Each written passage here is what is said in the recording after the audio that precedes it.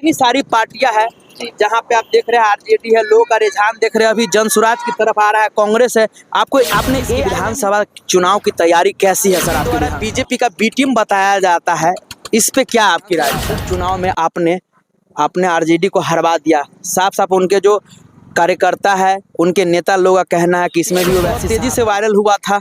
गिरिराज सिंह जो कट्टर दुश्मन है मुसलमानों का माना जाता है, और उनके साथ गिरिराज सिंह, इम्तियाज जलील साहब प्लस मालेगांव के जो विधायक है भी नवनिर्वाचित मुफ्ती इस्माइल काशमी साहब।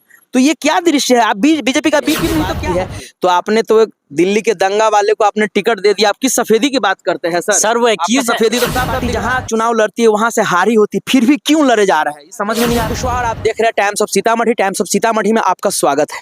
जी हाँ, मैं अभी हूँ सीतामढ़ी के नगर पंचायत सुरसंड में, और सुरसंड विधानसभा के अध्यक्ष हमारे साथ आकिब अख्तर साहब। सबसे पहले हमारे टाइम्स ऑफ सीतामढ़ी में आपका स्वागत है। जी आपका भी बहुत बहुत शुक्रिया, और आपके व्यूअर्स का मैं शुक्रिया अदा करता हूँ कि आपका खास करके मैं शुक्रिया अदा करता हूं कि आपने अपना कीमती वक्त हमारे पास आके दिया। सर आपने भी बहुत कीमती वक्त हमको दिया है। जी जी जी 2025 की विधानसभा चुनाव की तैयारी कैसी है सर आपके विधानसभा में?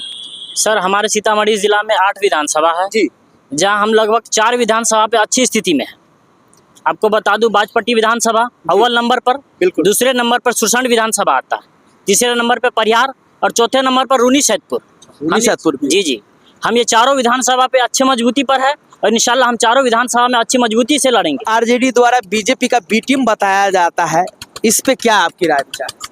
देखिए, ये एक पॉलिटिकल मुद्दा है। बी टीम अगर देश में देखा जाए तो अगर बी टीम का एलिगेशन लगाया जाए तो कोई एक दूसरे के खिलाफ कोई वोट इलेक्शन में खड़े नहीं होंगे, आएंगे ही नहीं, लोग उतरेंगे ही नहीं मैदान में। अगर इस तरह से एलिगेशन लगाया जाए तो सामने जनसुराज भी है, उनको भी बी टीम का टैग दिया जाए। विधानसभा उपचुनाव में आपने आरजेडी को हरवा दिया, साफ साफ उनके जो कार्यकर्ता है, उनके नेता लोगों का कहना है कि इसमें भी वो वैसी साहब का हाथ है। 7,500 वोट से आपने इमामगंज हरवा दिया, क्योंकि वो अगर आपका कैंडिडेट वहां नहीं होता तो आरजेडी के रोशन मांझी जीत गए होते। तो आप देख लीजिए ना, हमको कितना वोट मिला? 7,500 वोट मिला। उससे क्या उतने से ही हारा है? तो जनसुराज भी सामने था ना। उसका मैटर नहीं करता, लेकिन आपका मैटर करता, साफ साफ कहना है। तो भाई बी टीम का टैग तो उनपे भी लगना चाहिए ना। बहुत तेजी से आपने भी देखा होगा, 2-4 दिन पहले एक पिक्चर बहुत तेजी से वायरल हुआ था। गिरिराज सिंह जो कट्टर दुश्मन है मुसलमानों का माना जाता है, और उनके साथ गिरिराज सिंह, इम्तियाज जलील साहब प्लस मालेगांव के जो विधायक है भी नवनिर्वाचित मुफ्ती इस्माइल काशमी साहब। तो ये क्या दृश्य है? आप बीजेपी का बी टीम नहीं तो क्या है फिर? सर गिरिराज सिंह कौन है, आप बता दीजिए मुझे। गिरिराज सिंह टेक्सटाइल मिनिस्टर है, कपड़ा मंत्री जिसे हम बोलते हैं। तो हम एक विधायक एमपी है, किसके पास जाएंगे?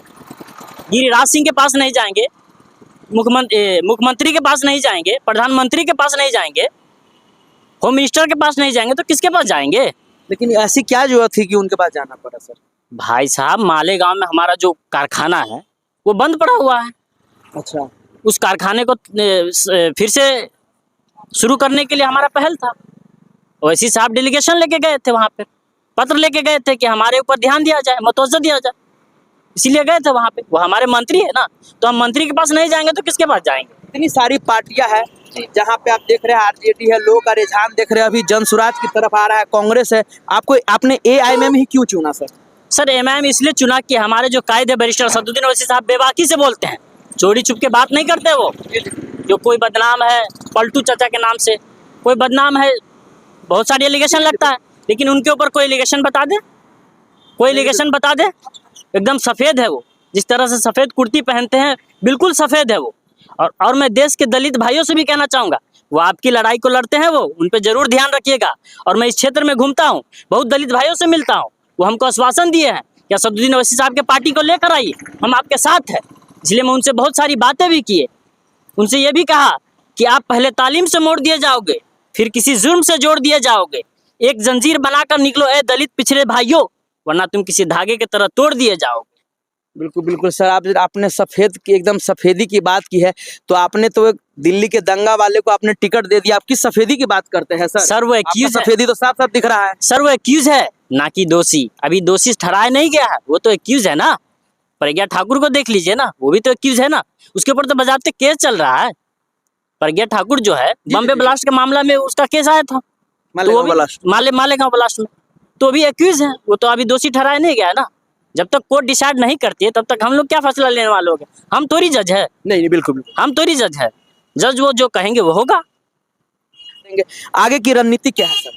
देखिए आगे की रणनीति तो आप ऊपर से ही देख लिए, नजर आ रहा होगा ऊपर से ही क्या रणनीति है उनका, एजेंडा क्या है।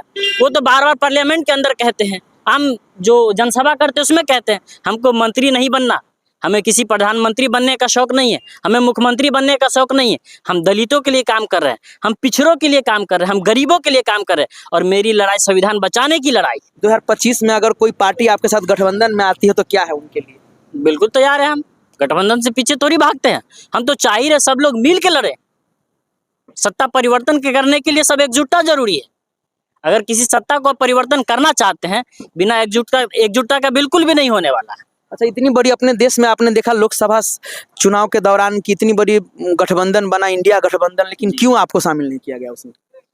लोग अछूत समझते हैं, समझने दीजिए, एक दिन जरूर शामिल करेंगे ये लोग। जब लगेगा कि इनकी कमी महसूस हो रही है तो जरूर ये लोग एक्सेप्ट लेंगे, अच्छा, कहीं एक्शन लेंगे। कहीं ना कहीं आपको लगता है, आपको पर्सनली लगता है कि ये लोग बस सिर्फ मुस्लिम का वोट लेना चाहते हैं लेकिन मुस्लिम लीडरशिप नहीं चाहते? क्या इसमें कितनी सच्चाई है सर? सच्चाई तो है, कुछ ना कुछ सच्चाई तो है। हाँ? ये लोग मुस्लिम का वोट लेना चाहते हैं लेकिन मुस्लिम पावर या दलित लीडरशिप नहीं चाहिए, लीडरशिप नहीं चाहिए उनको। कुछ ना कुछ सच्चाई तो है इसमें। है रियलिटी। अगर रियलिटी नहीं होती तो इनको जरूर शामिल करते हैं। आपकी पार्टी जहां चुनाव लड़ती है वहां से हारी होती, फिर भी क्यों लड़े जा रहा है, ये समझ में नहीं आ रहा है लोगों को। देखिए सर, हम हारेंगे, गिरेंगे, उठेंगे, नहीं लड़ेंगे तो फिर जीतेंगे कैसे? हम जीत के नहीं चले जाते हैं, एक बार हारते हैं, 2 बार जाते हैं। हाँ, हार का मलाल है लेकिन उतना मलाल थोड़ी है। ये आंख रोने की शिद्दत से लाल थोड़ी है। मजा तो तब है हार कर भी मुस्कुराए, हर बार जीत जाना कमाल थोड़ी है। क्या बात है, क्या बात है। लेकिन कहीं ना कहीं 7 सीटों पे आपकी पार्टी मतलब एएम पार्टी सेकेंड नंबर पर है, क्या कारण है सर? कहां से चूक गए? देखिए चूक नहीं गए, हमारा परफॉर्मेंस बहुत अच्छा रहा, बल्कि बहुत अच्छा गुड परफॉर्मेंस रहा। इसलिए कि आप देख लीजिए मानपुर शिवाजी नगर में जी, एक अतीक सर, अतीक सर, मैं इनको सैल्यूट करता हूँ। उन्होंने जो 3 बार के विधायक अबू आसिम आजमी जो मुसलमानों को पाकिस्तान जाने की बात कर रहे थे, बिल्कुल बिल्कुल, उनको धूल चटाने का काम कर रहे थे, वो उनको चना चबवा दिए। 40,000 वोट अकेला वो बंदा ले आता है। ये लोग तो गठबंधन में थे, क्या बात कीजिएगा इन लोग। इम्तियाज जलील साहब को देख लीजिए, कितने वोटों से हारे वो? सिर्फ 2000 वोटों से हारे वो। बिल्कुल। उनका वोट कितना कटा? 15,000। अच्छा, दिल्ली को लेकर क्या ओपिनियन है सर आपका? आप देख रहे हैं कि अब चुनाव तैयारी है जोरों शोरों पे, सभी पार्टियां, आम आदमी पार्टी तो पूरा कैंडिडेट भी घोषित कर दिया है। आपका कब तक हो जाएगा पूरा कैंडिडेट? देखिए एक कैंडिडेट तो घोषित हो चुका है मुस्तफाबाद से, ठीक है, लेकिन अगला कैंडिडेट आने तक आप इंतजार कीजिए और पूरी जोशो लगन के साथ उनको वोट दीजिए, जिताइए। क्योंकि वो बी टीम नहीं है, सभी पार्टियां तो लड़ रही है ना वहाँ पे। कांग्रेस अकेले लड़ रही है, समाजवादी पार्टी अकेले लड़ रही है, आम आदमी पार्टी अकेले लड़ रही है, ये तो इंडिया गठबंधन वाले अकेले लड़ रहे हैं। फिर एमआईएम पार्टी पीछे क्यों रहेगी?